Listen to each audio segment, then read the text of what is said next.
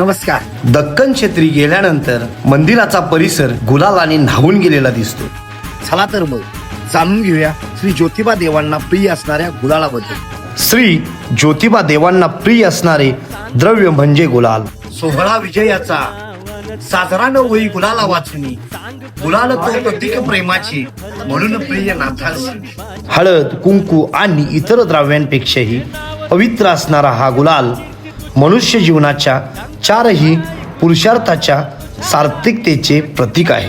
नाथ केदारांची दक्षिण दिग्विजय मोहीम पार पडली म्हणून नित्य गुलाल खोबऱ्याची उधळण करतात. भाविक भक्त नवसाची मुले जोकल्यानंतर मंदिरावरती गुलाल खोबऱ्याची मुक्तपणे उधळण करतात.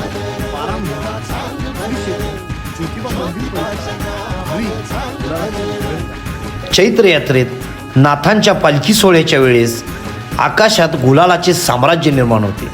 बोला ज्योतिबाच्या नावानं चांगलं